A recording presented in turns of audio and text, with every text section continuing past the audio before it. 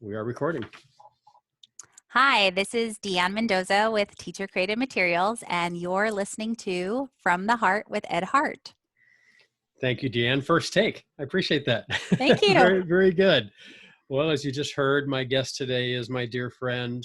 To call her a client is not making the relationship close enough. I have a lot of clients. All my clients are friends, obviously, but I have the blessing and the joy of working with family-owned businesses, as you know. And Deanne and I met several years ago. She is one of the trifecta of the three of her mom and her sister who run Teacher Created Materials in Huntington Beach, California. I'm just going to jump right into it. Who you are will become evident through the course of this conversation. So rather than spending a lot of time introducing you to the audience, let's just talk. First of all, just how are things going? I mean, I know this pandemic I just go right to the elephant in the room right away with these interviews because it's what's on all of our minds. Right. But how are you holding up? We're going into week 10 right now Yeah. at the time that we're recording this of our stay in place challenges, and we're doing okay. So personally, it has been mostly good. I work really hard to practice gratitude and look at all the positive things that are happening, and I'm very fortunate. And so I try to pay attention to all those different things. That's not to say there aren't some really hard days. I have 3 kids that are doing virtual school at the same time that I'm working full time. 2 of them are very independent in their schoolwork, but they're still brothers, so they Yep. still argue and things still happen. Yeah. And then one I feel like I myself am also doing 3rd grade. So Going through 3rd grade again. Yeah. my grammar skills are getting very good. Nice. You're writing. You're looking at your penmanship and writing between Yeah. the lines and everything. Learning how to Yeah. color between the lines again. My verbs, my adverbs. I love it. It's improving. I'm convinced that we go through certain subjects in school just so that we can teach those subjects again. Like whenever you use geometry, seriously, when your kids are in high school, you'll teach that again. So I'll challenge you. You probably use geometry more than you know you do. that's probably true. That's probably true. I just don't realize what I'm doing. Yeah, Tam on a recent conversation called it crisis learning, which I love. We're not homeschooling, we're crisis learning. We're all learning as well. So how are you, you and your mom and your sister leading maybe differently now because we're working virtually and we're in this pandemic and nobody really knows what tomorrow is going to look like? If you are leading differently, how would you say that you are right now? Well, it's interesting because as a family business, I think you go back to the things that you've done in your family and what you're good at and you're not good at in times of crisis. And I think that's true both personally and professionally. So what I can tell you is as a company, that's good for this because we are a family that when things get hard, we absolutely hunker down. We start asking lots of questions. We start reversing our questions. We bring some of the smartest people we know into conversations to listen to what they're asking, and we prepare. And as a family, we've always prepared for everything. Like my grandpa used to have the yearly death and taxes meeting where we would talk about what are we doing for taxes and I don't want to talk about this, right? But no, you but have to, and he would talk about what happens if we die and what happens if this person dies and what happens with this person dies, and it was planning for kids. And so I grew up always having this death and taxes conversation, which is pretty harsh for other people. Like you say that to other people and they're like, what? And I go, yeah, once a year. You take a look at what happens here. Is everything in order? Is it so that it makes things easy for your kids if things happen to you? So the same thing would be true for this. Our leadership style, we work well together. We challenge each other. We have different strengths that we bring to the table, and we hunker down and we start looking at what happens if this pandemic lasts for 8 weeks. What happens if this pandemic lasts for 6 months? If it lasts for a year? If it lasts longer than that? So we start, and we were asking those questions before school even closed. So we take a look at it, we play it out. So we want to make sure that people who work for us know that we're thinking all things through. Things aren't last minute decisions. Now we are a fast moving company. We change directions fast. So that's also happened. So we have quickly changed to at home learning. We're super fortunate for a couple different reasons. One, we're in the essential category, and that's so different than so many businesses right now. And we're so grateful to be a part of what's helping kids learn while they're at home. But we've also had an at-home learning product for the past 12 years that usually goes home in the summer. Sure. Right. So Yeah. it's usually a Yeah. summer It's right product. So we about just, May to August, but now, yeah, yeah. Yeah. yeah, so we pushed it forward and it went home to a lot of places in the spring. And so we're very fortunate. We work in an education industry. We get to work with some of the most innovative and imaginative educators all across the country and all across the world. And we can change directions with our team so that we're providing help for teachers at home, for parents at home, for students. So we're pivoting with what's happening right now. And leadership wise, you can't communicate enough with Right. what it is that you're trying to do. There's different research that says say it 7 times, or Hmm. make sure that you say it and write it and speak it and teach it. Like, there's a lot of different ways that people retain Repetition's the key to things. learning, and you guys are in that business, obviously. Yeah, Yeah. and I always our employees, we have some people that are so smart. They can hear it once and they hold on to it forever. And so I hear it. I have to hear it multiple times. Yeah, I me too. have to understand it. And so I always anticipate that that's true with our folks that are working too. So we try to say things and be as clear as we can, totally understanding that we're not exactly sure what's going to happen tomorrow, and we're not exactly sure what's happening with schools and when they're opening back up. So we like to communicate what we think is going to happen and then keep people informed with what we're seeing evolve. Yeah. So you talk about a couple of things that are near and dear to me, obviously family business, because that's what I do for a living. You run a family business, but I'm around a lot of families. Education is certainly important to you and your company as well as it is to me. I work at a university. From your perspective as a leader in a family business, and you and I know a lot of the same family businesses here in Southern California through our Yes. affiliation at Cal State Fullerton and USC and others as well. Any advice or what's working for you? Maybe advice is the wrong word because people tend to not like advice unless they seek it first. So what's working for you when it comes to how to lead the family and the business and really balance that out right now from an education standpoint? You talked about, homeschooling your kids, and it's your boys and your daughter. And I know we've talked before that they're at different levels, not only age, but also you're in third grade with your third grader, whereas the others are more independent. Any Right. things that are really working for you that maybe not just you are experiencing, but maybe you've seen with your family or just others, our peers that we talk to? So, it's really what's working for me, and I can talk to what's been happening here, Hmm. is it's really scheduling. And Good. I don't know if I always loved scheduling and being Hmm. organized, but I think with each kid and each step in my own professional career, it evolved. And Yeah. so now, once you have 3 kids and this company and try to balance different things, there's no other choice but to schedule. So I love my Outlook calendar, and I have a Hmm. calendar that sits behind it that has my kids' schedule and my grandma's appointments. And they're color coded. So I have always appreciated like putting things out like 6 months a year, like what's going to happen when, who's going to drive people different places. So I've really thrived in that. So this threw everything up in the air. Yeah. So when that changed here and the kids were home, and I wanted them, of course, to be active, and I wanted them to make sure that they're not sliding backwards. I'm not so bent on they have to move forward like some parents are. Hmm. It depends on how long this lasts, but the truth is, no matter how long it lasts, it's lasting that long for students It's already been too everywhere. long for a lot of people. Yeah, so Sure. Yeah. everybody's in the same boat. So I want to make sure my kids don't have the learning loss slide. And so I've really embraced that they have to do their activities. For my middle son, I've had to give him a schedule. I've had to give him, do not touch those video games Hmm. until this is done. And it's the afternoon. So Right. like it's different You're for not waking up to the yeah. tablet. So Yeah. it's each of my kids are a little bit different. And that was hard for me to adjust because I wanted to just, here's what we're all doing, but it didn't work.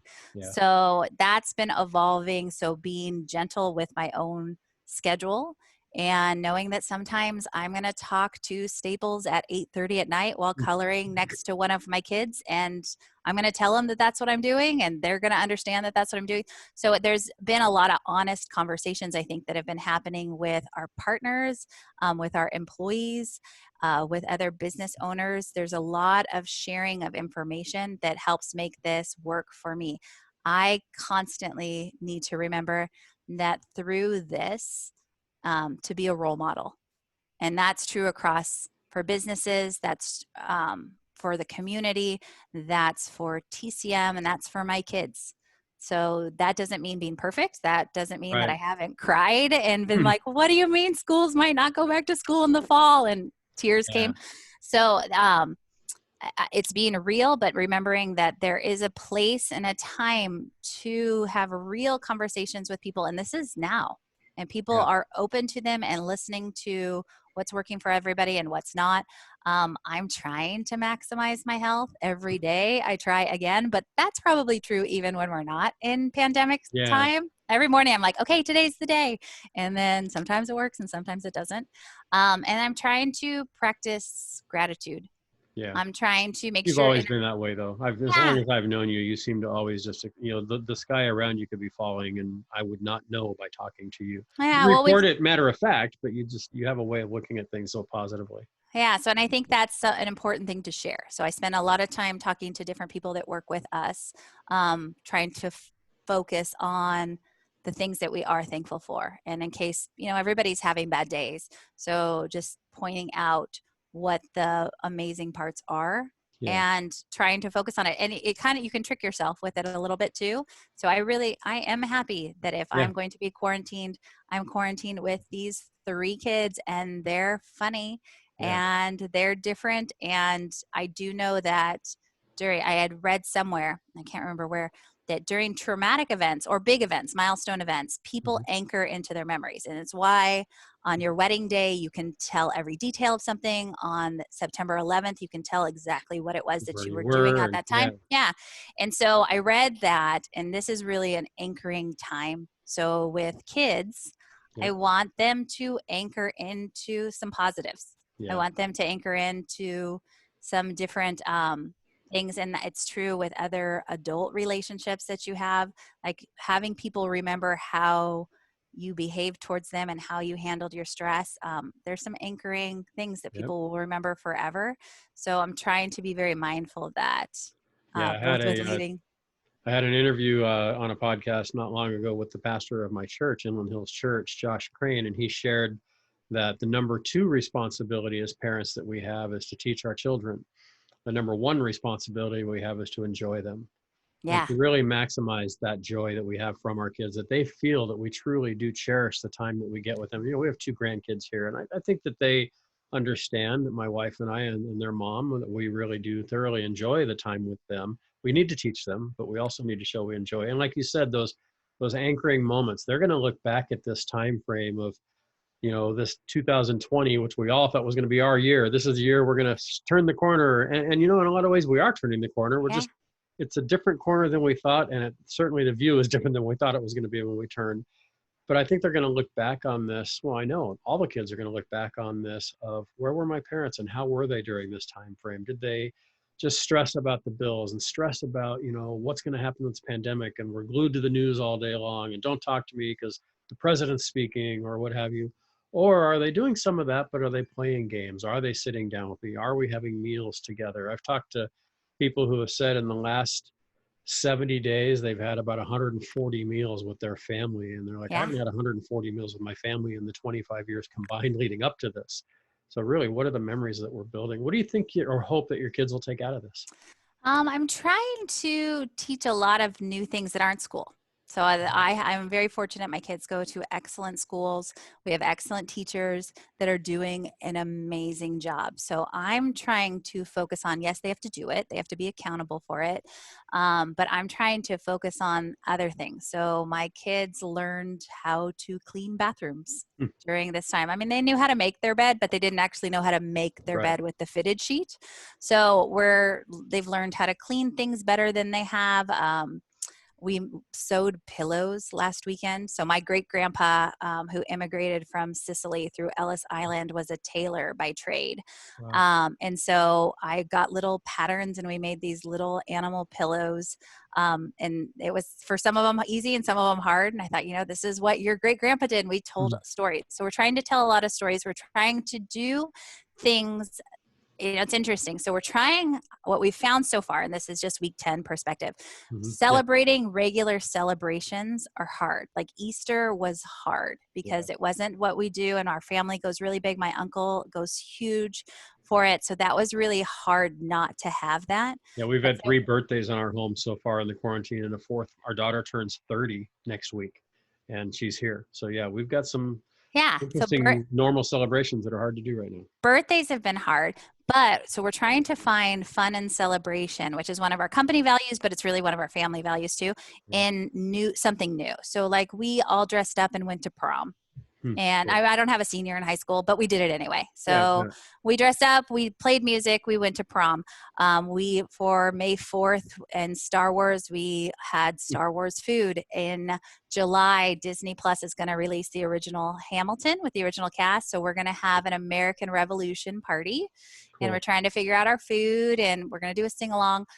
Next weekend, we are going to do the physics experiment on how to drop an egg off the roof of our house. Nice. So I'm trying to, and I'm really fortunate because my sister was an elementary school teacher. So she comes up with a lot of the ideas and I get to Yeah. just, oh, that's a good idea. We'll do it too. Yeah. I think we'll do that. Yeah. Yeah. So, my, they're baking and they're cooking and just a lot of things, the meals that we're having together.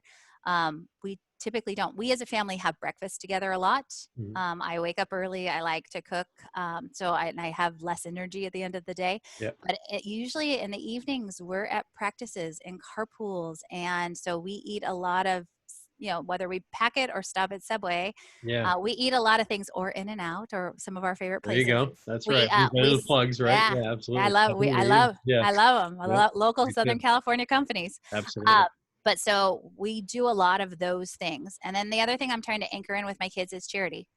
We are very lucky that I have my job Yeah. and that teachers didn't have to stop working, and that we as a company still can meet the needs is so much more or is luckier than so many other people right now across the state and across the country. Yeah. And so doing things to give back is what I'm trying to focus on. So we've got stacks behind here right now. I've got stacks of different grade books, and we go to friends' houses and we just leave things on their doorsteps, or we go and donate something through one of our local charities. My favorite new thing to do is like when we have to go pick up our kids' stuff at the middle school, or I had to go pick up a "my kid's graduating from 5th grade" sign. I stop by Seven Leaves and we Nice. buy 8 drinks because we figure how many people are probably sitting there, and we drop Yep. off 7 leaves at the same time for all the people that are meeting all of the parents that are coming through that day. So we're trying to do little business things, and there's a lot of budget conversations. This is a Mm-hmm. great time to talk about financial literacy and budgeting with kids. And I think I try really hard not to get my kids everything that they want, but give them everything that they need. Sure. But we're busy and that doesn't always happen. I think, yeah, sure, it's fine. Let's do this. But like right now, I'm not that kind of busy. It's a Yeah. lot there. So there's I wish I had these Pokemon cards. I'm like, well, maybe you should wash my car.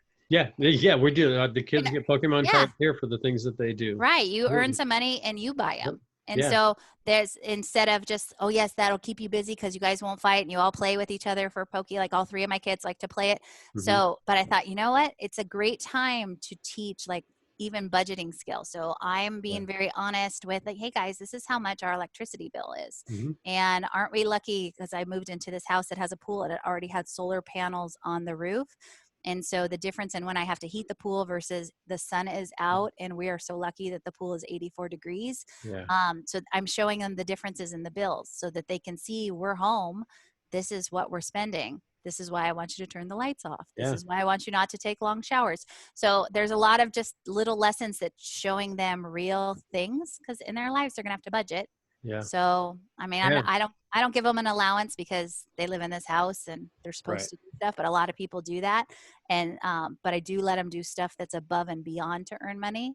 Yeah. And then I always celebrate a big deal when they do it. Like if they wash my car and they earn money, I will make them their favorite dinner. Nice. I like it. Yeah. Lorianne and I were out on the back patio this morning having our morning cup of coffee and our morning conversation before I came up for our time together now. And our 8-year-old, almost 9-year-old grandson came out and asked if he could, after school today, rent a movie. And he goes, it's only $3.99. So they're getting more of a feel for what the budget is and what we can Right. do and what we will allow. And again, we'll see how you do with school. We'll make sure, is your bed made and are your chores done? Things like that, Yep. the normal stuff. So you've touched on some things that I want to go back a little bit now. I know you and your sister run the company with mom. I'd love to hear, and I don't, in all the conversations you and I have had, I don't know that we've ever really gone back past like college with you earlier. I'd love to hear what you and your sister were like growing up and, being in I know your story and I'm going to act like I don't because I want to take us from when you're children and how you played together and how you learned and when you first saw mom, go off the take the leap to start the business and your thoughts because I know about how old you were at that time.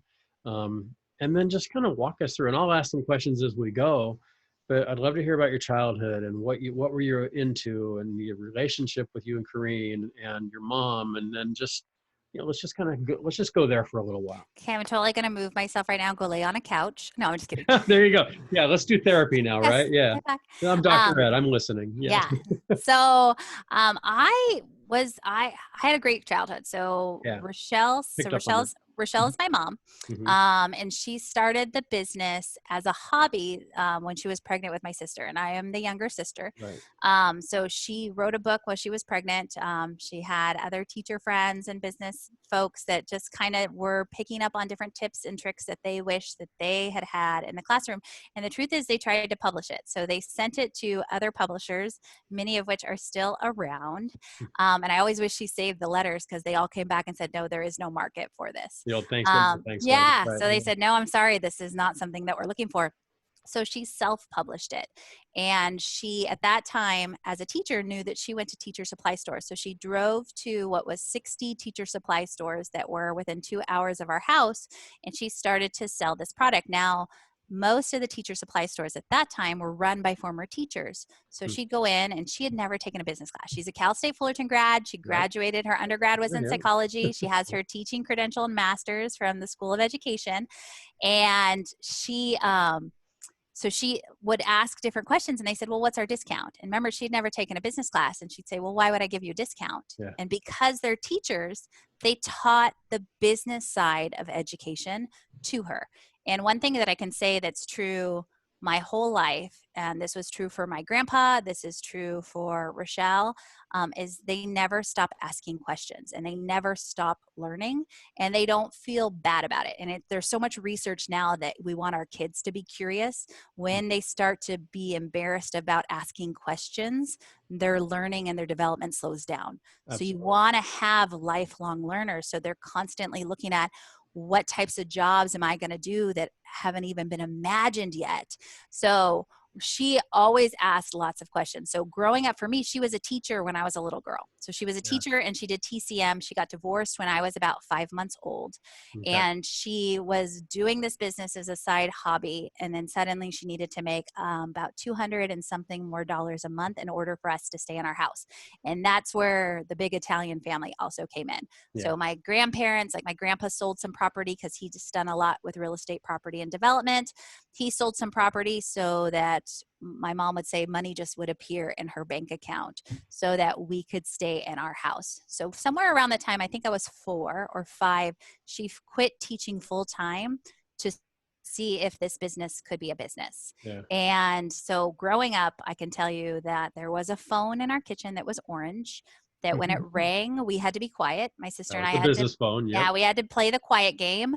And you might, if you know my sister, you will absolutely know that I always lost the quiet game. But my mom had a little No gift. comment. Yeah. Yeah, my mom had a little like surprise, little prizes like teachers would have, a little prize box that you got to pick something from the prize box if you won the quiet game. And never got it. Hmm. Um, so we grew up knowing that she was doing this business. It was in our garage. Family members were working for free. And it was a neat way to grow up. And I was never allowed to sit and watch TV without doing something. So whether I was stickering something That's or why when we're doing these podcast calls or these Zoom calls, when you're on, you're always like, I I have can to tell be, you're always doing something. You're stitching something, you're writing something, you're yeah. teaching something. I love it. Well, and Yeah, sometimes I have to write what people are saying sometimes. If I write it, even if I don't go back and reread it, it anchors into yeah, my learning to yeah. hear it and then to write it. And sometimes I could just even be drawing something Mhm. and it will, if I look back at the drawing, it will anchor back Trigger the thought. into, mhm, Yeah, yeah. So, but we always had to be doing something. So I can remember when I was old enough to use the stapler, we used to have these puzzles that you had to staple the top of it on. And it was a big deal that I was old enough to use the stapler. So who knows how old I was. But so growing up, we got to always be working. And we also got to travel a lot of places because my mom was fearless. And when I was 3 and my sister was 5, she took us to Asia. So if there was a trip she was going on, she'd brought us a lot of the time, and she'd bring my grandma or she'd bring family members to come and watch us. And that continued really my whole childhood. I would miss school to get to go to Australia with her, and I would learn more in that week sure. than I would ever learn, at least for what's benefited me now as an adult. So I have always loved cultures, and I love people and their differences and their You're an nuances experiential learning. You have to be doing it to really pick up on and it and learn it. and Yeah, see it. And like in that, yeah, fast forward to all the different travel I've gotten to do with TCM, you can understand that there's different levels of poverty, but sure. until you're in the Philippines and you see a little guy who's the same age as your little guy pick up a donut from the gutter and eat it while cars are zooming by, and thinking, how could he be that close to cars and there's not a lot of space? you, there's a there's a huge learning that happens when you see it. Yeah, And I absolutely. love people and cultures, and it's no surprise, like our employees at TCM are my favorite part of the business. They're the most important part. They're the glue that holds us together as a company. So yeah, so I've always gravitated towards those things. Yeah. So I guess growing up too, we also, both of my sister and I have done almost every job at TCM. So I have worked in the warehouse, which was my garage at one point. I roller skated in warehouses if we were moving before they put the racks up. I've worked in customer service. I've worked in marketing. I was fired from the collections department after 4 hours in high school. I made phone calls on why people should pay their bills. They told me why they didn't want to. And I said, okay, you don't Okay. have Yeah. to. Yeah. Exactly. I get it. Yeah. Yeah. Yeah. So our CFO absolutely said, get her out of my department. And it's It's still too like, nice. Yeah. the reputation has stuck. They're like, nope, stay away from finance and accounting. And I'm okay with that. That's all Yeah. right. Me too. Yeah, I Yeah. don't mind. So yeah, so I mean, it was a great place to grow up and learn and listen. I mean, I had amazing people. The president of Time Inc. one time came to our house for dinner. Hmm. So it was just, it was a fun way to grow up and see the world, and get to be in school at the same time Rochelle was making products for schools. So it Yeah. just was, yeah, it was a fun way to grow up, and she made everything fun. Like Yeah. she made working while watching TV not feel like working. Yeah. Now you didn't get to go just, okay, I'm through school and now I want to work for mom and for the company. I know that it wasn't just, okay, mom, I'm ready. Tell us about the process. We advise our family businesses, and many who listen to this podcast and many that I know and talk to, the standard procedure advice that we give is have your kids get an education, have them go out and work somewhere else, learn how to get a raise, learn how to manage people, learn how to handle the fact that you're not part of the family business. So you have to learn just like everybody else. And that does a lot of things. It gives you more credibility when you come into the family business. If you do, makes you more qualified for that, which then you gain more respect from those non-family members there. Walk us through a little bit about that process. Mom, I want to work. Rochelle, I want to work in the family business. No, take us through that to the Okay. point where you eventually did come into the business. I love the story. Yeah, well, first, there was never any pressure for us to join the business, which I think if that's possible to do for kids growing up, it's nice. Yeah. It's a nice way for kids to be able to explore what they like and what their passions are and not feel like they have to be placed. Now, that is not to be confused with if the family business needs help, everybody works and gets together and helps a family business, even if it's not what your passion is. So those are two very separate things. So we were raised and, do whatever you want to do. And so and I think Rochelle thought she would sell the business. In fact, she almost sold Hmm. the business a couple different times. She almost sold it to Harlequin up in Chicago or up in Toronto that made Harlequin romance novels. Oh, wow. And then she almost sold to Time Inc. right before AOL and Time merged. So it was like days away from closing. Wow. And then everything froze when AOL purchased them. And she was surprised that she was relieved that it froze. And we were relieved. We thought, oh, that's good. We like this company. Were So you already working in the business at that time? no, Okay. I was in college. Yeah. So even throughout college, I would look at where TCM got to travel, and I would always choose like, hey, I'll go work in New York and go see Yeah. some plays, and sure, I'll work all day for you.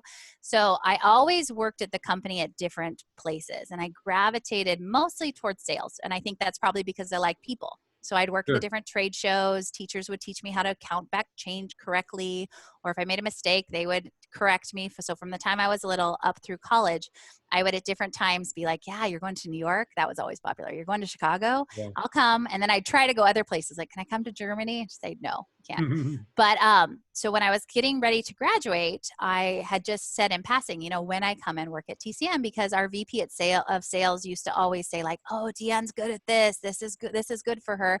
I thought, oh, this will be fun. And Rochelle was like, wait, what did you just say? I said, Don't put when there. Yeah. yeah, when I come, and she goes, you're not joining the company. I said, what do you mean I'm not joining the company? I know the product. I'm good at it. I grew up with it. And she said, you've done nothing and you know nothing. And now I just finished getting my degree at USC, and I Mhm. had an internship for the mayor of Los Angeles. I had worked in fundraising for the Democratic National Convention when it came to LA. I thought I knew everything because I was 22. And at 22, you know Oh, everything. yeah. Yeah. So You got it I all was figured out. first quite offended and felt a little bit sorry for her that she didn't realize how much I Yeah. knew. Don't you know who I am and what I bring? Yeah. Yeah. So I went through on campus recruiting at USC and actually had gone on what I thought was a practice interview. I thought I'm going to interview with as many companies as I can to Sure. just fine tune my interview skills. What we tell And all so, our students now, take every interview opportunity. You may know yeah. you don't want the job, but you're going to learn on that interview. Yeah. So I went for what I thought was a practice interview with Coca-Cola and Hmm. absolutely fell in love. And they let me stay and finish working with the Democratic National Convention. I got to go to Atlanta and get brainwashed and branded. And I still today Nice. only drink Coca-Cola products. I'm very loyal. And I got to go work there in sales and marketing, and it was amazing. It was like getting a master's degree in marketing and branding and business relationships. And I just learned so much. And each year I would go to Rochelle and say, look, I came in 120% of goal. Can I come work for you now? And she'd say, no, absolutely not. So I would do it again and I would do it again.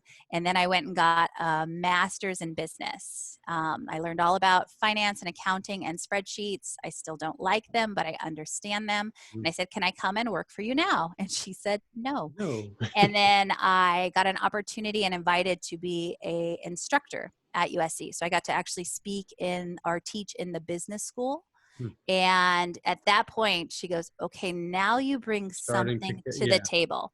Yeah. So she took, and she always would do this, but she took what my salary had been at Coca-Cola and she matched it. And I got to join the international sales team. I took a territory, which was my Awesome. same job that I had at Coca-Cola.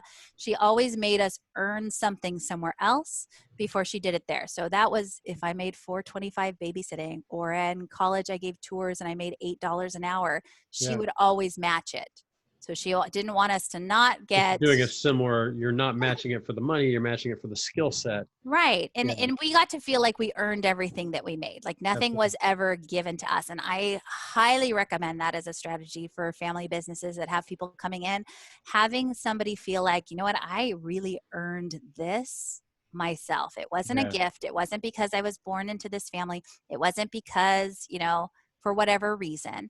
To that confidence is invaluable. My sister did the same thing. My sister taught immediately. She got two master's degrees, one at Columbia's Teachers College, one here in Irvine, and her teaching credential. And she taught at the elementary school level Awesome. immediately.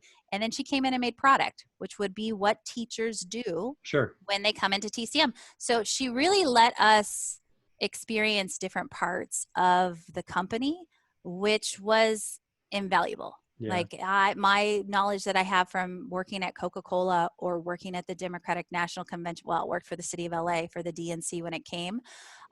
Those are invaluable experiences. Like I learned how to run different events and work long hours and see a project from start to finish through. Or from Coca-Cola, I learned that you had to get your numbers. You Yeah. had to create results. You had to go more, you had to keep working so that you could do what was expected of you. And those were things that I think I would have done always, Hmm. but I'm not sure because it's still your parents. Your Right. parents are the people that like saw you not finish this assignment and not. So I'm not sure if that would have, if I Well, would and have come also straight those into that work TCM. with your parents in the business have seen, we have a lot of families, and you know who some of them are, and I won't mention them by name here, but they watch the kids who are now running the company when they were in diapers or make stupid 12-year-old mistakes or teenager mistakes or college mistakes. And now suddenly they're the CEO of the company. And these are That people who still work there. Yeah, that's there's a lot of employees that have known me through my teenage years, Yeah. through the good boyfriends and the bad boyfriends, and Mhm. the different. So there's a lot of people that have seen me through a lot of different times, which is important for the family members entering Yeah. the company to also be respectful of. So there is an experience and respect that goes to people who created what it is that we get to lead now Yeah. that you can't take lightly, and Well, you one of my, can't. oh, go ahead, finish up. No, that's okay. No, go. Well, I was just say one of my favorite, it's not even really a quote, it's more of a philosophy that I hear in family business. And I share this whenever asked. And again, not giving advice, but just something I hear that works for me is we need to spend more time. Don't prepare your business for your kids, because that implies that, hey, this too is yours someday. And a lot of family businesses that I know here in Orange County have made that mistake, and they now look at it and say that was a mistake to say that, but instead prepare the kids for the business. And they may choose not to go into it, and that's fine. But like to your point, give them the option. This too will be yours someday is probably the worst thing you can say to your kids, because then right away the entitlement settles in. Right away, those that are not part of the family realize, well, I'm never going to get the corner office because she's coming up, and when she finishes SC, here she comes.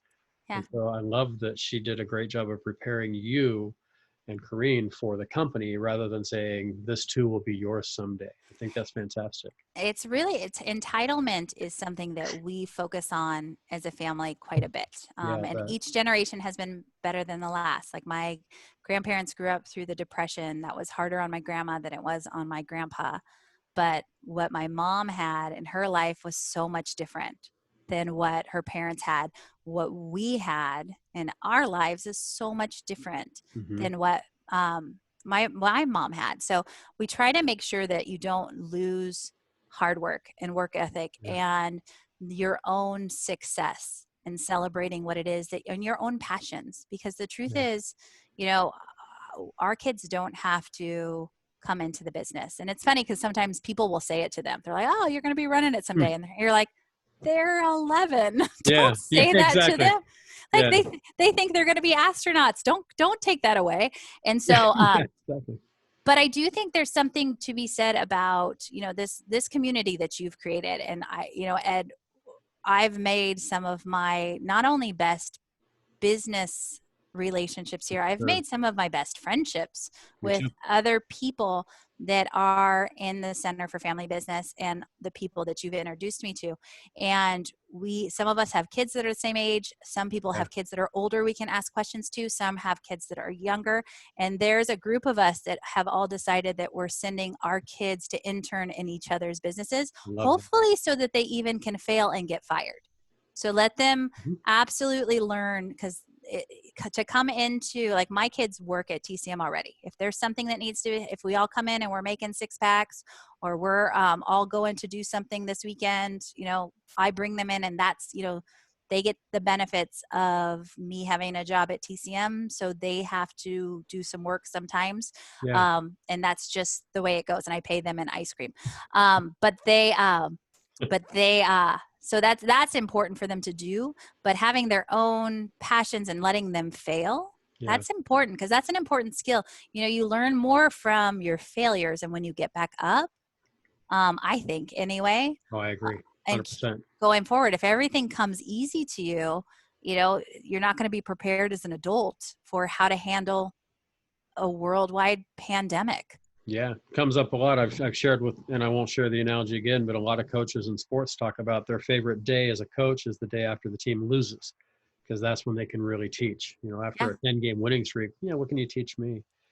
So yeah, there's as a dad of adult kids, and now I have 7 grandsons, but with adult kids, nothing has made my wife and I more proud over the years when we would find out that our kids had gotten together and gone to dinner. When they were all living in separate areas of Southern California, and what'd you guys do last night? Oh, the 4 of us went to such and such for dinner. It's like first, like, well, why didn't we get invited? But then you go Right. more to the, oh, that's really cool that they love each other and they do that. And so when I see you and Tam and his family and Sonny and his family and others together, um, I don't necessarily go to the gee, why wasn't I invited card. I don't feel that way at all. I just feel the sense of pride that, wow, my kids, and I hate to call you guys kids because we're all No, peers, we're but I kids. mean, we're, my people just love each other. And it just brings me great joy to see that you guys are not only friends and going on cruises together and having meals together and swimming in your backyard Yeah. together, but that you do genuinely love each other and that I love the whole idea of the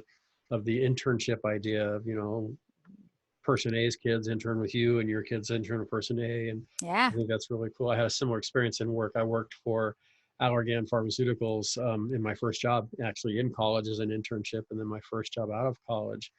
And the reason I worked at Allergan is that Smith Kline in Philadelphia owned Allergan and Beckman. My Yep. dad was the VP of HR at Beckman, and Rick Hillis was the VP of HR at Allergan. I couldn't work for Beckman because my dad was the VP of HR Right. and so forth. So we switched over, and it turned into a great career for me where I Yeah. learned HR, and so many of the skills I picked up in my life started in my early 20s working for this large pharmaceutical company. You mentioned a word earlier, and I wasn't in my notes, but I jotted it down. I wanted to get back to it when you were talking about Coca-Cola, and this isn't a Coca-Cola conversation necessarily, um, but the word you used was loyalty. Talk to me about loyalty. Talk to me just when I say the word loyalty, what comes up for you? You know, that's an interesting question because that is one of my biggest strengths and biggest weaknesses as a leader. So we're a big Italian family. Loyalty Massive. is everything. Everything in it. Yeah.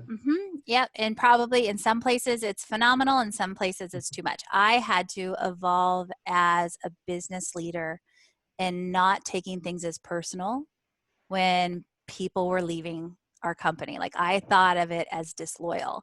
But the truth is, it's not disloyal. If I'm really loyal to the development of the people that work for us, that means You sometimes want they opportunity can't for them. Yeah. continue to grow at our company for whatever reason. You Yeah. know, maybe there's not a role for them to take right now because the person doing it is doing phenomenal and they get a chance to go to another company and do it. That was a big learning for me as a leader, because as a family and then just my own who I am and my own personal values, loyalty felt so like, and I'm so entrenched with people at the company that I had to understand that it still was a business. And I actually got a mentor, a woman who had been a VP of sales for a pharmaceutical company. And I can remember she was the one that had to be like, you can like your employees, you can love your employees, but they work for you and they never forget that. So you have to never forget that either, Yeah. so that you know that you're doing what's best for them and that you're serving what is developing for them. And it's not personal. Yeah. And they give you so much of who they are. And that's phenomenal. And I'm really lucky because I do work with amazing, passionate people. Yeah. But I love that part of it. So loyalty, it's very important in our family. It's very important in my friendships. It's important for me Sure. with my kids and their relationships with each other and with their friends and with our family, but not to the point of being disappointed if somebody gets a phenomenal opportunity. So I've had to grow and evolve and be like, okay, it doesn't have to, there's absolutely a separation on it. Yeah, awesome. Thank you for that. We're at 42 minutes in, and I can't believe we're already, that we could go another 42 and even just be scratching the surface. out of respect for your time and our listeners and so forth, there's a few things that I would like to get to though before we wrap. And there's probably going to be a part two to this because Deanne, I can just sit and chat with you, Yeah. just socially. You know, we have such a great friendship, and I truly admire you and the work that you do, and I just love your family. I love, on these Zoom calls that we do, getting to see your kids in the background, and I know your mom and your sister as well, and I've been in your company many times, and I have friends Yep. that work for you Yep. that I knew before they went to work for you, Yeah, and one of them just changed roles. One of them yeah, went from one role and saw that there was a need someplace else and went someplace else. That's always good employee strategies when they're like, "Yep, I'll do something different. Sure, I'm awesome. going to learn." Yeah. Surround yourself with great people. So you've talked about your sister, older sister. You've talked about your mom. You've mentioned a few people. Tell me about an early mentor in your life. You and I, we've talked about mentorship before and the fact that we get to mentor people and we're mentored by others. Is there anybody, and again, you can go right back to family. I'm going to hit the ball to your side of the table and you can hit it back any way you'd like. That you think of when if I ask you, who was your early mentor? What did you learn from that person? And how do you use those lessons you've learned as you strive to mentor others? Okay, that's a great question. And I've been really fortunate in my outside work experience. I had some phenomenal bosses. I had some terrible ones too. So the person that I probably should, it's hard to Yeah, I choose. know. It's a Rolodex So of who do we yeah, select here? Yeah. so it's really it's a toss up. But there's a woman named Lisa Tomlinson when I worked at USC, and she gave me my job in the admission center to be a tour guide of the university. And the first thing that I can tell you about her is she was a great understander of people. So she pulled, who are still to this day some of my very treasured friends from the college, and I would have never met them any Yeah. other way. Like, she literally was able to pull personalities to capture the entire university through 15 different college students.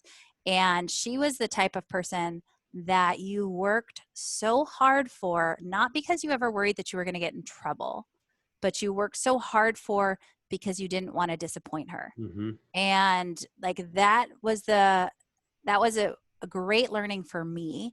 um, Learning from all these different people that were living completely different university lives was so interesting for me to even understand the university better.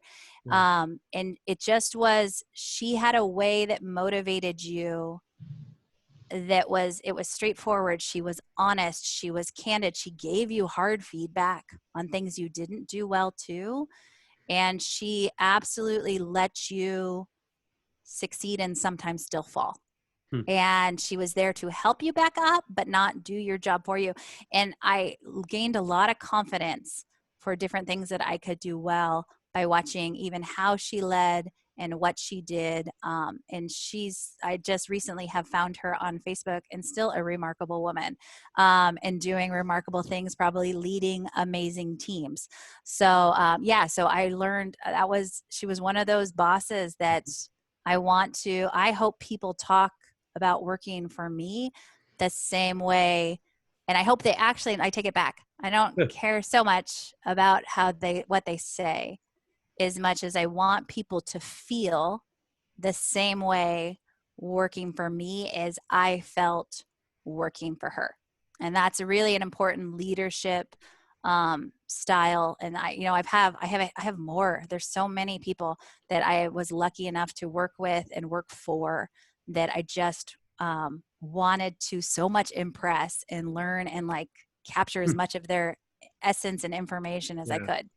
Well, and as you were talking, I thought, gee, who does that remind me of in my life? And I'm looking at her right now on my screen. Ah, No, I thanks, mean, Ed. you have been one of the things that I admire about you, that I admire in people in general, is very authentic people who will call it like it is. You've got a huge heart. You've got a soft spot for a lot of things in life, and I'm familiar with some of those. But there have been times in my work at the Center for Family Business where you haven't agreed with something, where you said, "Hey, how about this way?" And your feedback's invaluable to me. And I get that you may have learned some of that from Lisa, some of that from your mom, Yep. from your sister, and just from your work experiences overall. But that's appreciated. People who will Yeah. just say it like it is. Sometimes feedback's hard to get. But after the fact, we always look back and go, wow, had Deanne not shared that with me, I wouldn't be doing what I'm doing now. And Yeah. look at the impact it's had not only on Deanne, but how on so many others. So I want to thank you for taking that lesson anyway and adapting it into your personality, because that's benefited me in a lot of ways, which has then benefited a lot of others. Thank you. So I should say thank you to Lisa. Thank you, There you Lisa. go. Pass it along to Lisa. Go back to Facebook and tell her, hey, I want to tell you about the ripple effect that you had on what I'm doing now. Leadership. Last couple of topics here, and then I'll let you go. How do you hope, and I think you just sort of hit on it here as we talked about Lisa and the mentorship that you got from her, but when you're done, when you've retired and you're, off in Greece or Italy or traveling or doing whatever it is that you're going to do, and I get that there's a lot of things, what do you hope that we'll take not that I don't want to talk about your kids, I want to talk about your kids all day, but we've talked about that. What do you hope that your team at Teacher Created will say? And this isn't the what are they going to say about you at your funeral? That's morbid. I don't want to go there. But what do you hope that people will say about you as a leader, either now or at your retirement party? Boy, Deanne really was this type of a leader. What are you striving to create in their, what they lock in, kind of to go back to what we talked about earlier? Oh man, Ed, that's a I hard know, question. and not all my questions are softballs. That's a hard question. What do I want?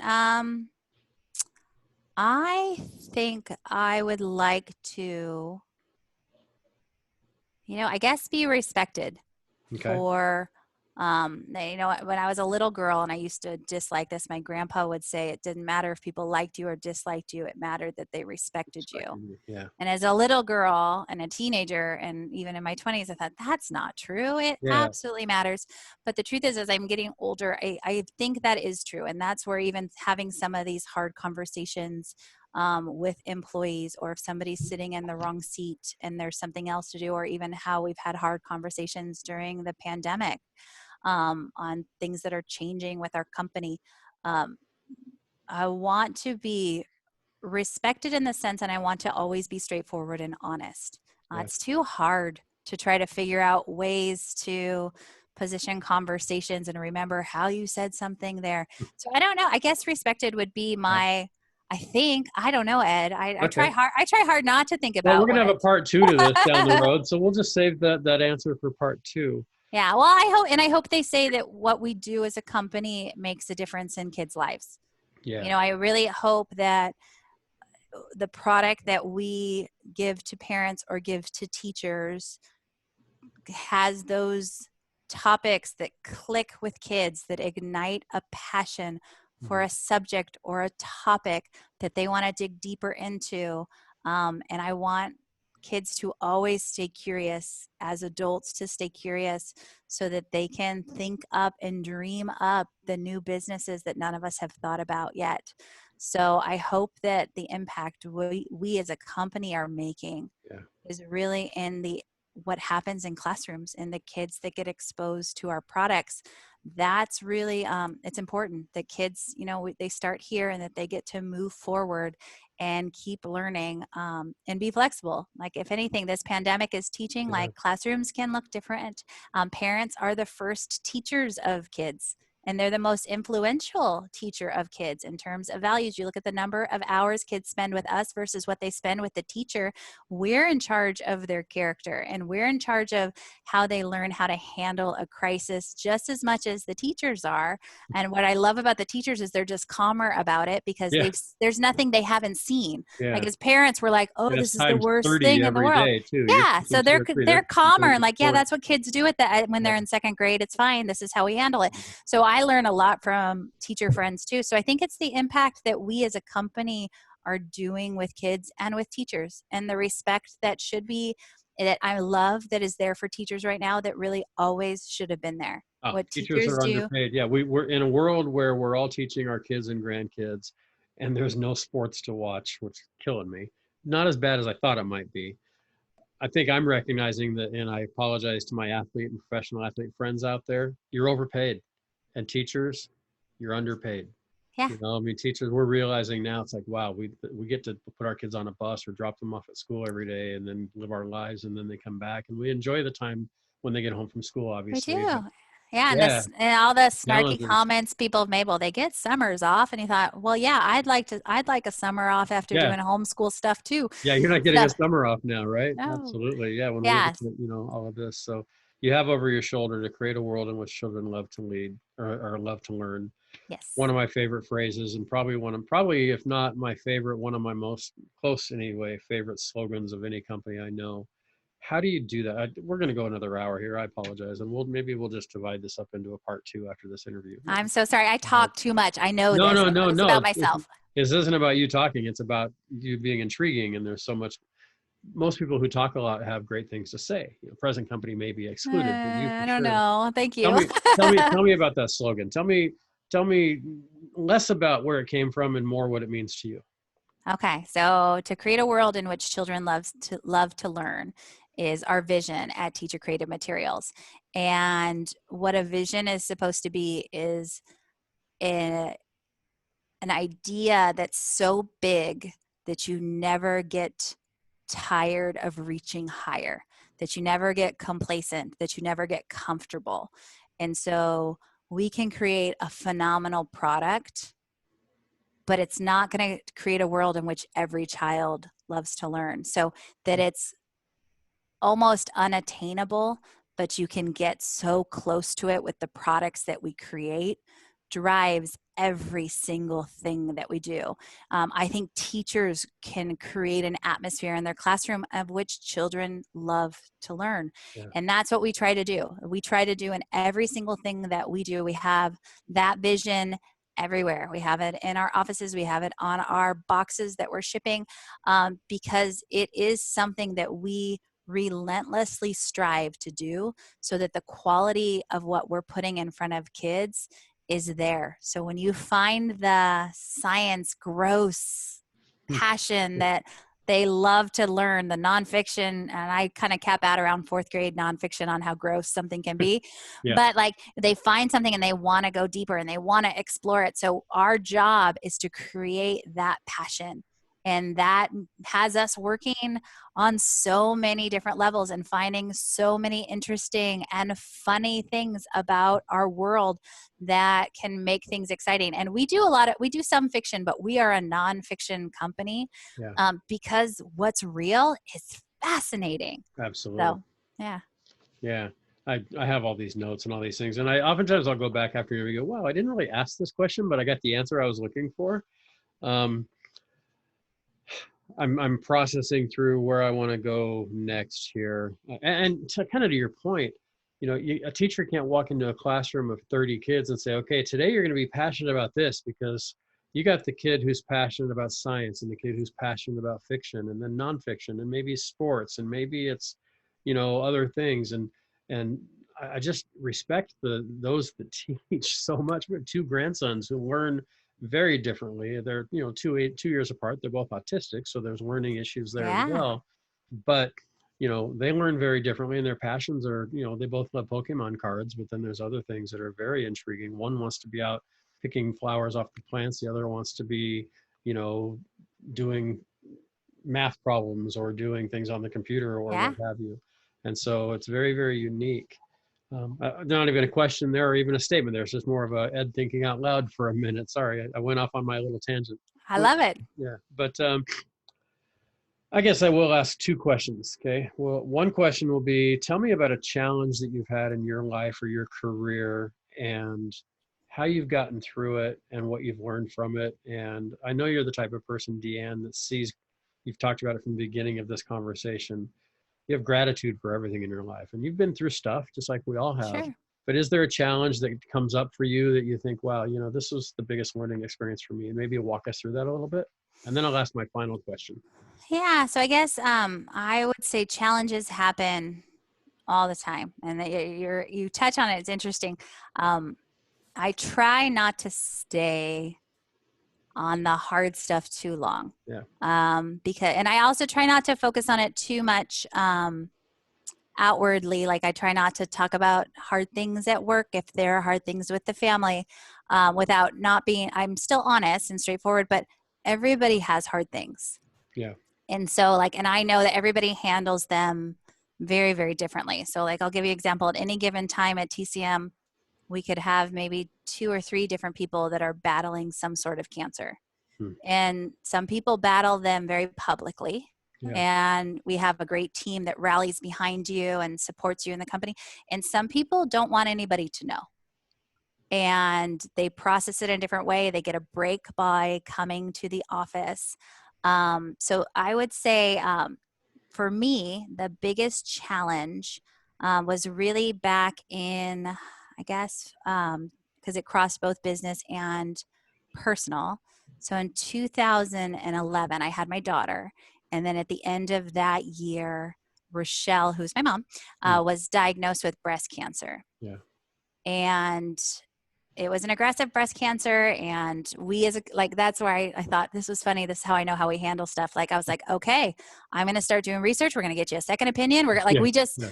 we push forward, and you're going to beat this. And I have no doubt. And we strive forward, which is what we've been doing with this pandemic, which means when everything's back to normal, I'm going to collapse and cry for a Yeah. couple of days, but Yeah. it's Then you'll not yet. breathe, right? Yeah. Yeah, not yet. Yeah. So I would say, so when she was diagnosed with breast cancer, that was hard for us as a family. Um, and it was really hard as a business too. And I can tell you the reason was there was no break.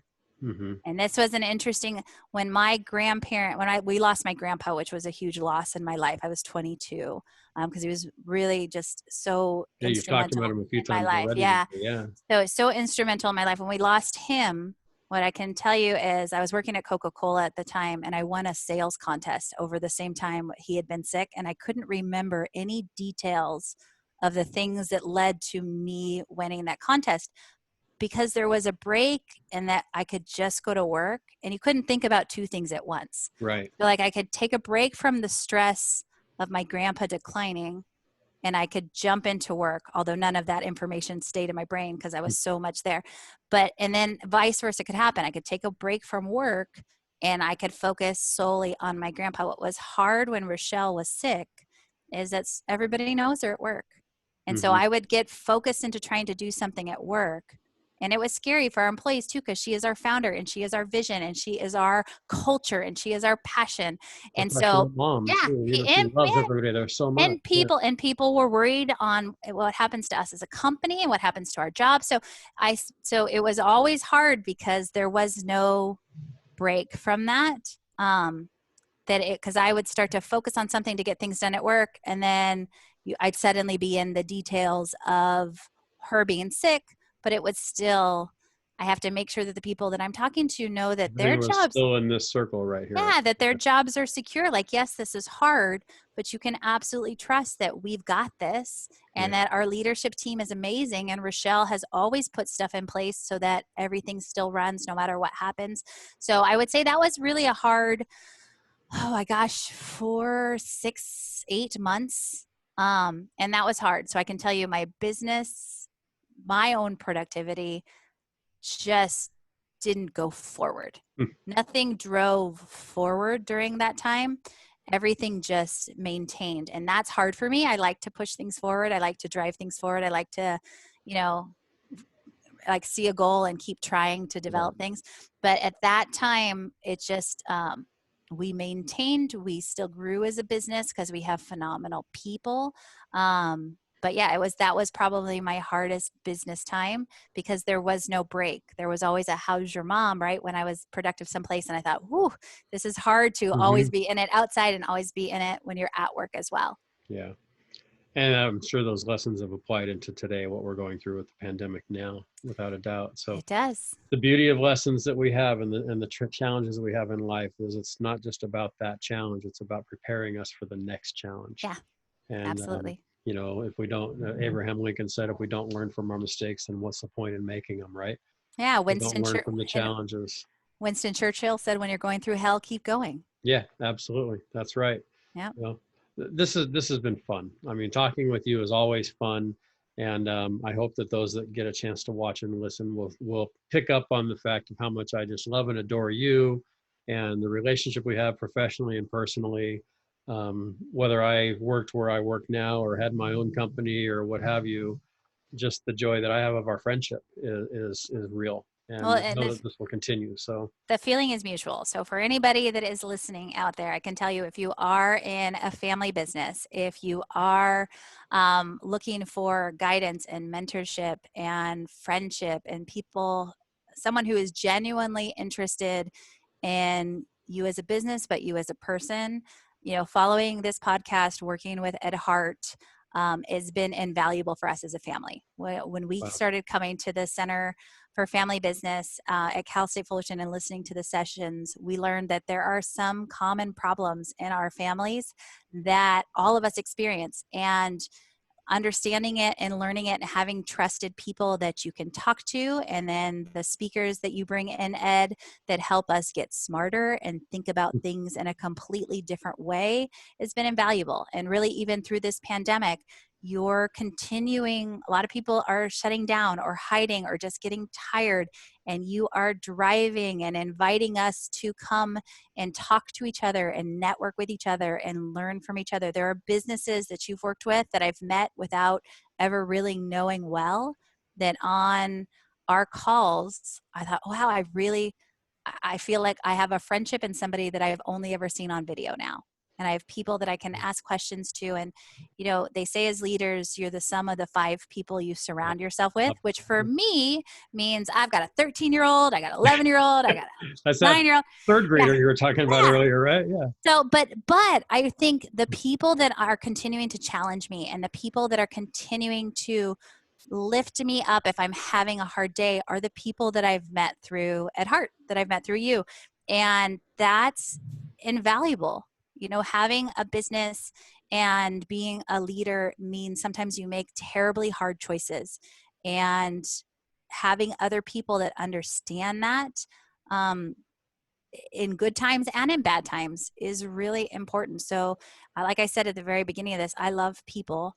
Mm-hmm. I think people are fascinating and wonderful, and I wish our news would focus on all the wonderful things that happen, not just all the divisive things Yeah. that happen. Because I think more wonderful things are happening. More people are being kind than we're seeing, because that's what I'm experiencing and seeing too. But so for anybody that's listening, if you don't know who Ed Hart is, get to know him. We're going to edit all Introduce this out, by the way. introduce So, your business. No, absolutely not. You better not. no. I think you should put it at the very beginning, Oh, there you go. because we Yeah. talked for so long.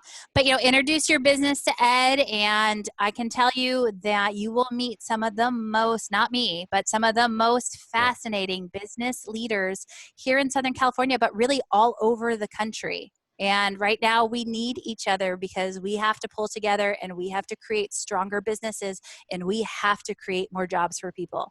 And that is a responsibility we all must take seriously. Yep. And really, with us talking to each other and talking about what's working and not working, will make all of our businesses stronger, and will give a lot of people jobs. How do people reach you if they want to learn more about teacher created materials or get in touch with you? What's the best way for them to do so? So Teacher Created Materials is www. I'm going to say it super slow. Teacher Created, with an ed at the end, materials.com. You can find me, Deanne Mendoza, on Facebook, on LinkedIn. I'm on Twitter, but to be honest with you, I really don't understand it that well. The same goes for Instagram. So probably LinkedIn is the best place. Love to hear suggestions, ideas. If you know teachers that are doing amazing things, I want to hear about it. I want to know about it. I want to celebrate it. So anything that you guys can pass on the amazing things that are happening in classrooms, whether it's during this pandemic or you're listening to it when we're all happily on the other side of it, I'm still interested in that same celebrating teachers mode. So send that information my way. And I will put that all in our notes when we post this up. I'll put your website and how to contact you. So the final question, podcast name is From the Heart. So Deanne Mendoza, what's in your heart? What's in my heart right now and heavy on my shoulders is reaching more kids. And right now, the inequity in what is happening in education is heartbreaking. And I am, kids having access to digital learning is important. and kids having families that know how to navigate through it. It's always interesting right now because, like I told you, I'm in third grade with my daughter. Mhm. Um, as I understand all of these education programs that are coming home, and I understand the platform that they're using, and it's still hard. The different passwords and the different programs, and every once in a while, when for some reason a Zoom call doesn't work on the iPad she's using and it doesn't work on my phone, but it will work on my work computer for her to be able to join her class. And I think, so what happens if you're in that house that doesn't have three different devices that you can try? It same link, it's the same link. We're in the same house, we're on the same Wi-Fi. And so the inequity that's happening in different households and the access to good content is heavy on my heart.